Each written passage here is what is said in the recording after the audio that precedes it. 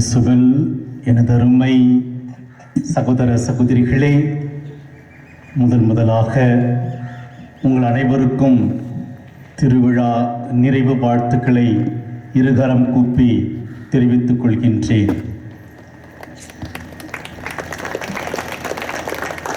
கைத்தட்டல் மெதுவாக தான் வருது. இவ்வளோ பேர் கைத்தட்டுனா சத்தம்.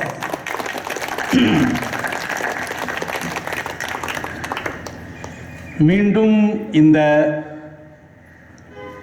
ஜபமாலை அன்னையினுடைய திருத்தலத்திற்கு வருவதிலே எனக்கு மட்டற்ற மகிழ்ச்சி. அருட்தந்தை வின்சென்ட் அவர்களை சந்திப்பதிலும் உங்கள் அனைவரையும் சந்திப்பதிலும் ஜபத்திலே உயர்ந்த ஜபமாக இருக்கின்ற இந்த திருப்பலியை நிறைவேற்றுவதிலும் நான் பாக்கியவானாக இன்றைய நாள் கருதுகிறேன். கடவுள் நம் அனைவரையும் நிறைவாக ஆசீர்வதித்து இருக்கிறார். நம் அனைவருக்கும் வாழ்வு தந்து இருக்கிறார். நம் அனைவருக்கும் கொடுக்கப்படுவது ஒரே வாழ்வு. இந்த புவியிலே ஆண்டவர் நம்மை நிறைவாக ஆசீர்வாதங்களால் நிரப்பி இருக்கிறார். எனவேதான் தன்னுடைய ஒரே மகனை இந்த உலகத்திற்கு ஆண்டவர் அனுப்பி இருக்கிறார். யோவான் எழுதிய நற்செய்தி அதிகாரம் 3, 16, 17 வசனங்களிலே நாம் வாசிக்கின்றோம்.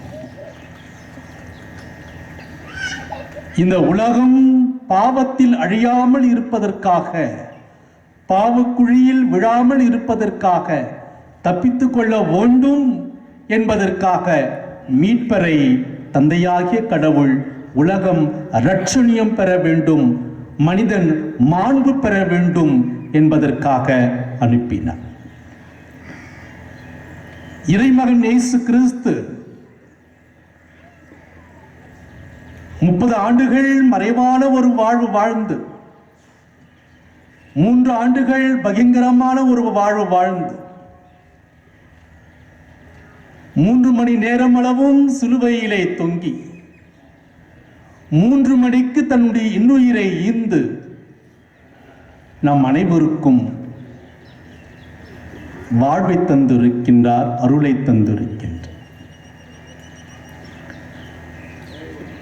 இதோ உம்முடைய தாய் என்று நம் அனைவருக்கும் தாயாக, இந்த உலகத்திற்கே, இந்த பிரபஞ்சத்திற்கே தாயாக அன்னை மரியாளை கொடுத்திருக்கிறார் இயேசு. எனவேதான் அன்னை மரியாளை நம்முடைய தாயாக இன்று கொண்டாடுகிறோம். அன்னை மரியாள் இன்றைய நற்செய்தியானது மிகவும் அருமையான ஒரு நற்செய்தி. அன்னை மரியாளின் புகழ்ச்சி பாடல், மகிழ்ச்சியின் பாடல், தெய்வீக பாடல். அந்த பாடலிலே அன்னை மரியாள் நம் ஒவ்வொருவரின் உள்ளங்களையும் ஒன்றாக இணைத்தவராக, நம் ஒவ்வொருவரும் கடவுள் நமக்கு இதுகாரம் என்ன வரங்களை செய்திருக்கிறார், என்ன கிருபைகளை செய்திருக்கிறார் என்பதை எடுத்து கூறுகின்ற ஒரு அத்தியாயமாகத்தான் அந்த புகழ்ச்சி பாடல் இருந்து கொண்டு இருக்கிறது. அந்த பாடலை நீங்கள் தனிமையாக இருக்கும் பொழுது வாசித்து பாருங்கள், ஜெபித்து பாருங்கள், நிதானமாக வாசித்து ஜெபித்து பாருங்கள். அன்னை மரியாள் நமக்காக ஆண்டவரிடம் அந்த புகழ்ச்சி பாடலை பாடுவதாக இருக்கிறது. இதுகாரும் கடவுள் செய்த நன்மைகளுக்கு நன்றி.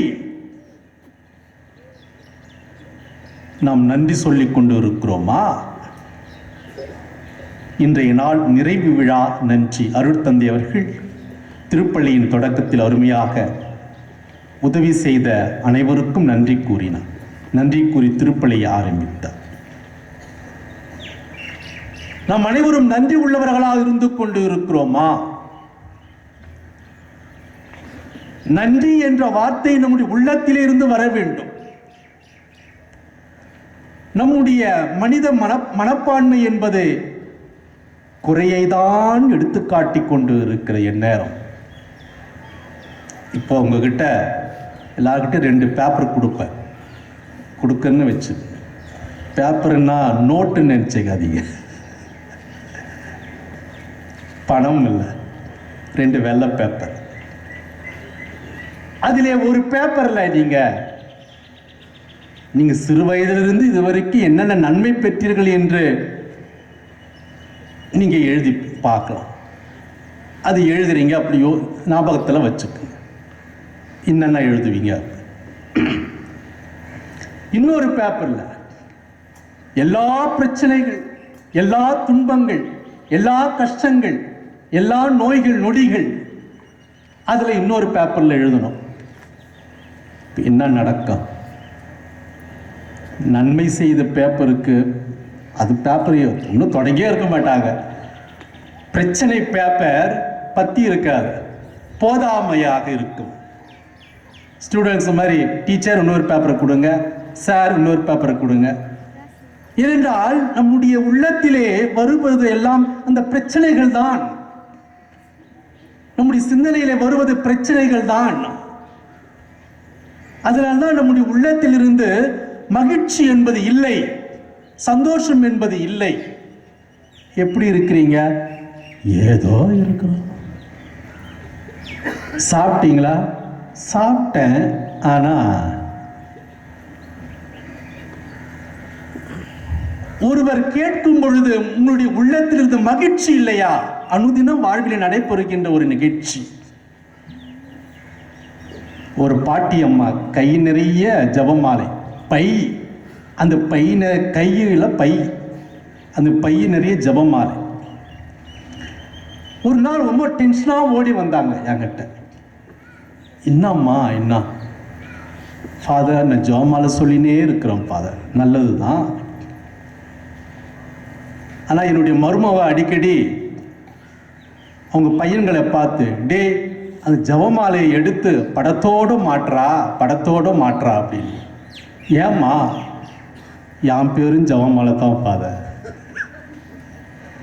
அதை படத்தோடு மாற்றானா மற்ற படத்தோடு என்னையும் மாற்றான்னு சொல்கிறாலோ அந்த எண்ணம் எனக்கு வந்துடுது, பயமாக இருது ஃபாதர். அப்படியே என்னை சாவ சொல்கிறா சீக்கிரம் அப்படின்னு. அம்மா, அதெல்லாம் நினைக்காது, நல்லதையே நினைங்க. உங்களுக்காக ஜெபிக்கிறார்கள் என்று நீங்கள் நினையுங்கள்.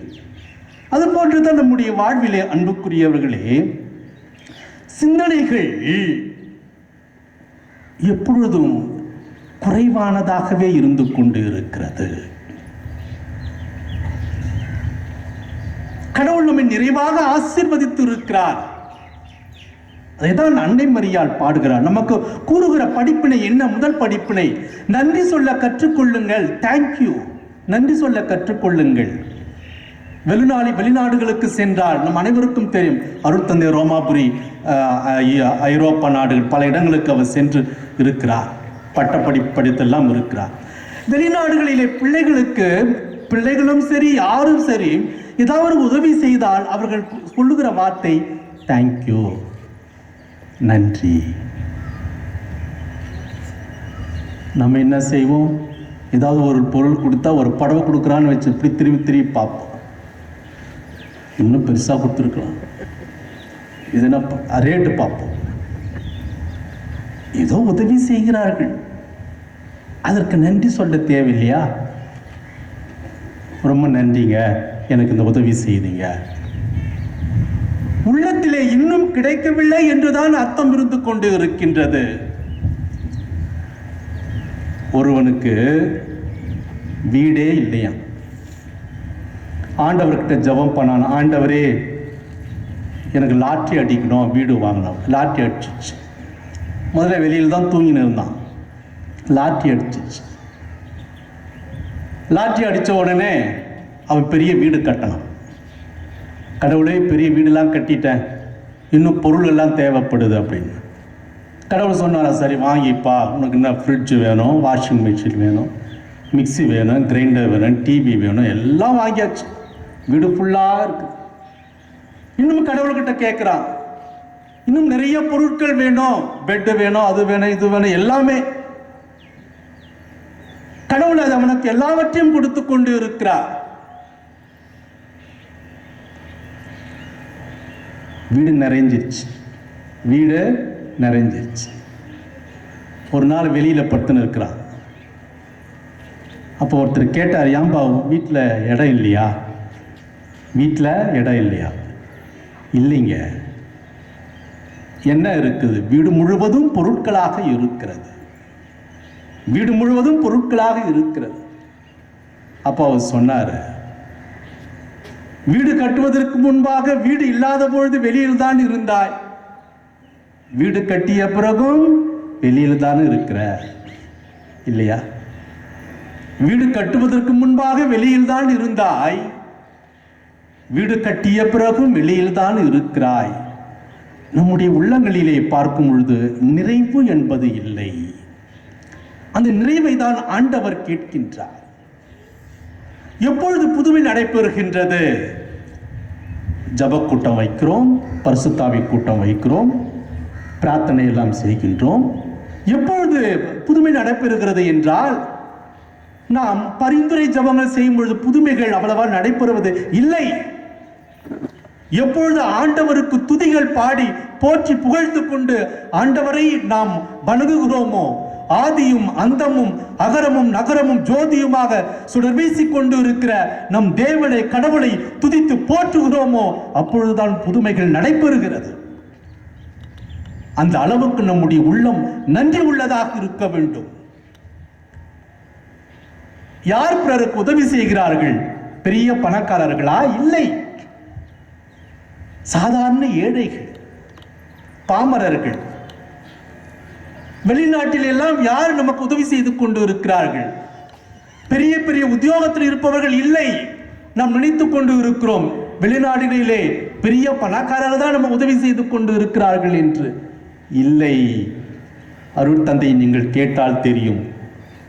உங்களை போன்று சாதாரண மக்கள் தான் வெளிநாட்டிலே அவர்கள் குருக்களிடம் சென்று, இதோ ஒவ்வொரு மாதமும் இந்த தொகையை வைத்துக் கொள்ளுங்கள், இதை இந்தியாவில் உள்ள ஏழை பிள்ளைகளுக்கு அனுப்புங்கள் என்று வெளிநாட்டில் இருக்கிற ஏழைகள் தான் தன்னுடைய பகிர்வை தாங்கள் எடுத்துக்கொண்டு 20 ரூபாய் என்றால் அதை 10 ரூபாய் வைத்துக்கொண்டு மீதி 10 ரூபாயை அவர்கள் சேர்த்து வைத்து அதை நமக்கு இந்த ஆலயம் பராமரிக்கவும் திருச்சபை வழிநடத்தவும் அனுப்பி கொண்டு இருக்கிறார்கள். அன்புக்குரியவர்களே, ஜபமாலை அன்னை,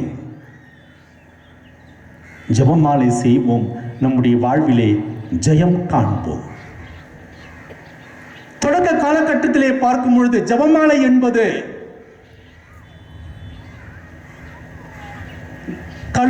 கற்களை எடுத்து உருட்டி கொண்டுதான் இருந்தார்கள். அப்பொழுது எல்லாம் ஜபமாலை, இது இப்பொழுது இருக்கிற மாடர்ன் ரோசரிஸ் என்று சொல்லப்படுகின்ற ஜபமாலை இல்லை. முதல்ல எப்போ ஜபமாலை கல்லு தான் எடுத்து உருட்டிட்டு இருந்தாங்க. ஒரு கல்லா எடுத்து உருட்டுவாங்க. நாளடைவில் என்ன ஆனது என்றால், அந்த கற்களை உருட்டும் போது அது கையை சில உராய்ப்பு ஏற்படும், கஷ்டம் ஏற்படும். எனவே நாளடைவிலே கற்களுக்கு பதிலாக கட்டைகளை பயன்படுத்த ஆரம்பித்தார். சிறு சிறு பெரிய பெரிய கட்டைகள். இன்னும் நாளடைவிலே பார்க்கும்போது அது பெரிய கட்டைகள் இருப்பதனால் அது உருட்டுவது கஷ்டமாக இருந்ததன் காரணமாக சிறிய கட்டைகளை உருட்ட அவர்கள் ஆரம்பித்தார்கள். ஒன்று ஒன்றாக எண்ணி எண்ணி வைப்பார். இன்னும் பல காலம் கழித்து அதை எடுத்து எண்ணி எண்ணி வைப்பது, அதற்கு பை தேவைப்படுகிறது அல்லது ஒரு குவளையம் தேவைப்படுகிறது என்பதற்கு, பாத்திரம் தேவைப்படுகிறது என்பதற்காக மாற்றுதலாக அந்த கட்டைகளை எல்லாம் எப்படி கோர்க்க வேண்டும் என்று ஒரு கயிற்றை வைத்து கட்டினார்கள். அது கட்டிய பிறகுதான் அந்த ஜபமாலையை சொல்ல அவர்கள் எளிதாக இருந்தது. நாளடைவிலே அதற்கு இந்த ஜபமாலை இப்பொழுது நாம் பயன்படுத்துகின்ற ஜபமாலையாக அழகுற பல நிலையங்களிலே அது மாற்றங்கள் பெற்று இருக்கின்றது. இது ஜபமாலை எப்படி அந்த காலத்திலிருந்து வந்தது என்பதற்கான ஒரு ஆதாரம். இரண்டாவதாக பார்க்கும்பொழுது ஜபமாலையினுடைய அர்த்தம் என்ன? ஏன் நம் ஜபமாலை சொல்ல வேண்டும்? யாருக்குன்னு தெரியுமா? ஜெபமாலையினுடைய திருத்தலம். ஜெபமாலை திருவிழா கொண்டாடி கொண்டிருக்கிறீர்கள். ஏன் நான் ஜெபமாலையை சொல்ல வேண்டும்? நான் உங்களை கேட்குறேன்ப்பா. எல்லாம் அமைதியாக இருக்கிறீங்க. சீக்கிரம் முடிச்சுடும் பிரசங்கத்தை, கலப்படாது. என்ன எல்லாம் அமைதியாக இருக்கிறீங்க? ஏன் நம்ம ஜெபமாலை சொல்லணும்? சரி, எதுக்கு ஜெபமாலை சொல்கிறேன் சொல்லுங்க. அதுவும் இல்லையா?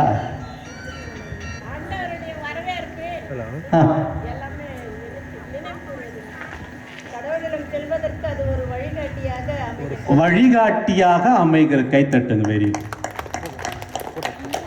உங்க பேருமா? ஸ்டெல்லா. ஸ்டெல்லா அருமையாக சொல்லிட்டாங்க. ஸ்டெல்லானாவே மாதா தான்.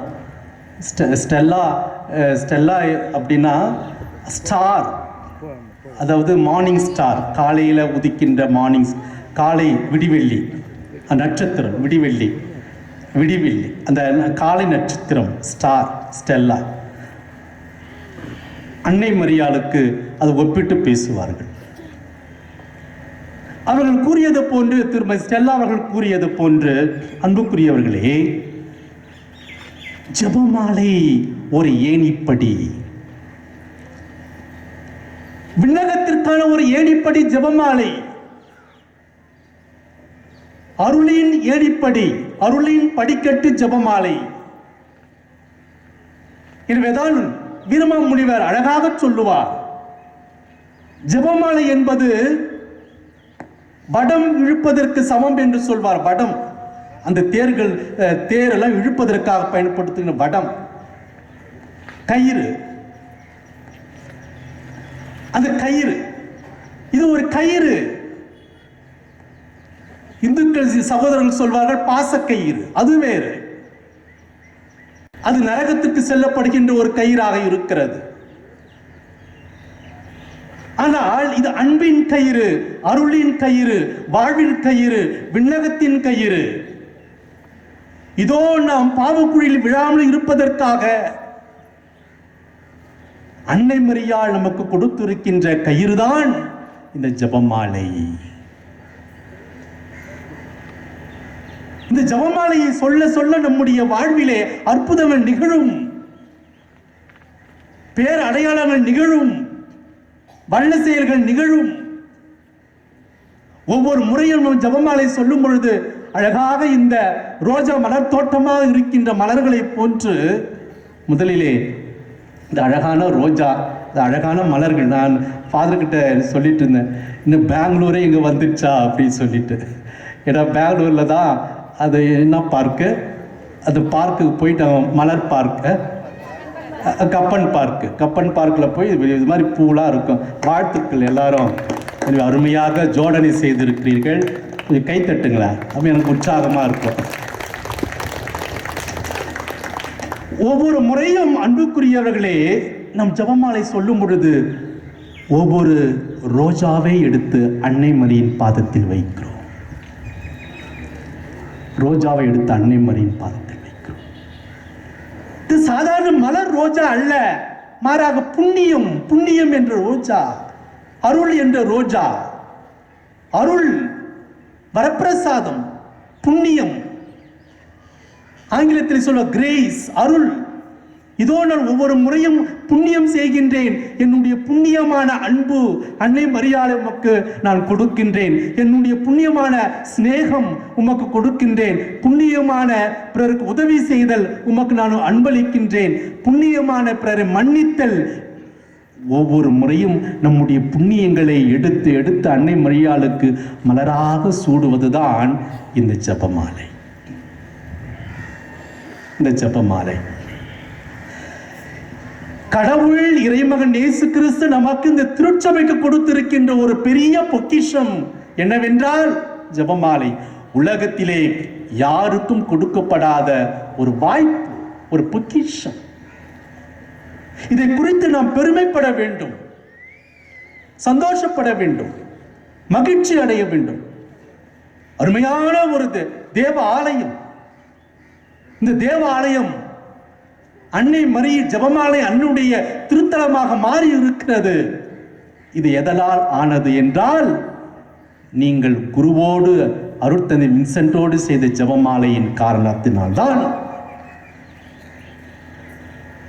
நீங்கள் ஜெபித்தீர்கள், எனவேதான் இன்று திருத்தலமாக நிற்கின்றது. நீங்கள் ஜெபமாலை செய்தீர்கள், எனவேதான் அருமையான அன்னையினுடைய மகா நாட்டை நீங்கள் அற்புதமாக இந்த தமிழ்நாடு முழுவதும், வேலூர் மறைமாவட்டம் முழுவதும் மிகவும் வியந்து பாராட்டக்கூடிய அளவுக்கு கண்டீர்கள். ஏனென்றால் நீங்கள் ஜெபம் செய்தீர்கள், ஜெபமாலை செய்தீர்கள். இதோ இன்றைய நாள் நீங்கள் அனைவரும் ஒற்றுமையாக இந்த இடத்திலே உட்கார்ந்து கொண்டு இருக்கிறீர்கள் என்றால், அன்னை மரியாள் தன்னுடைய ஜெபமாலையின் அன்பு கயிற்றின் மூலமாக உங்களை இணைத்து இருக்கிறார் என்பதால் அது மிகையாகாது. ஆம் அன்புக்குரியவர்களே, ஜெபமாலையே ஜெயம். ஜெபமாலை ஜெபிப்போம். வாழ்க்கையிலே துன்பங்கள் வரலாம், கஷ்டங்கள் வரலாம், சோகங்கள் வரலாம், துன்பங்கள் வரலாம், தடுமாற்றங்கள் வரலாம். ஏன் அன்னை மரியாளுக்கு வரவில்லையா? ஒரு 14 வயது 15 வயது நிரம்பாத ஒரு பெண்மணி அன்னை மரியாள் ஒரு குழந்தைக்கு தாயாக வேண்டும் என்ற ஒரு சிந்தனையிலே அவள் நினைத்து இருப்பாள். யாரும் அனுபவிக்க முடியாத ஒரு சிந்தனை. ஆனால் அதையும் தாண்டி இதோ ஆண்டவருடைய அடிமை வார்த்தையின்படி எனக்கு ஆகட்டும் என்று அன்னை மரியாள் பெத்லகேம் முதல் கல்வாரி வரை சொல்லவில்லையா? அன்னை மரியாள் நம் அனைவருக்கும் எடுத்துக்காட்டு. She is a model for us. வீரத்தாய், வீர பெண்மணி. அன்னை மரியாள் ஒரு கோழை அல்ல, வீர பெண்மணி. எதையும் தாங்கிக் கொண்டு என்னுடைய வாழ்க்கை பாதையிலே நான் செவனை செய்வேன் என்று முத்திரை பதித்தவள் அன்னை மரியாள். வாழ்க்கை சரித்திரத்திலே முத்திரை பதித்தவள் என்று. எனவேதான் இன்று அன்னை மரியாளை உயர்த்தி நாம் போற்றுகின்றோம், புகழ்கின்றோம், ஆர்ப்பரிக்கின்றோம், வாழ்த்துகின்றோம்.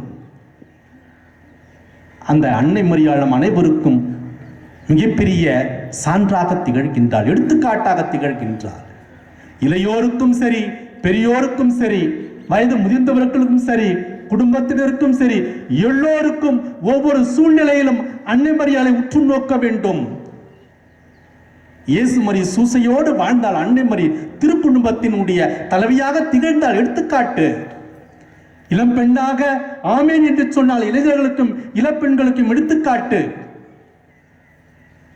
சூசை இறக்கும் தருவாயில் இருக்கும் பொழுது கூட ஆண்டவரை வேண்டி சென்றால் வயது முதிர்ந்தவர்களுக்கு அன்னை மரியாள் எடுத்துக்காட்டு.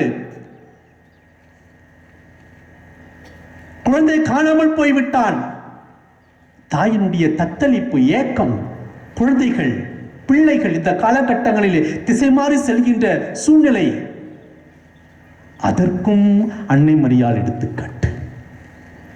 எனவே ஆம் அன்புக்குரியவர்களே, இன்றைய நாளிலே அன்னை மரியாள் நம் அனைவருக்கும் எடுத்துக்காட்டாக திகழ்கின்றார்.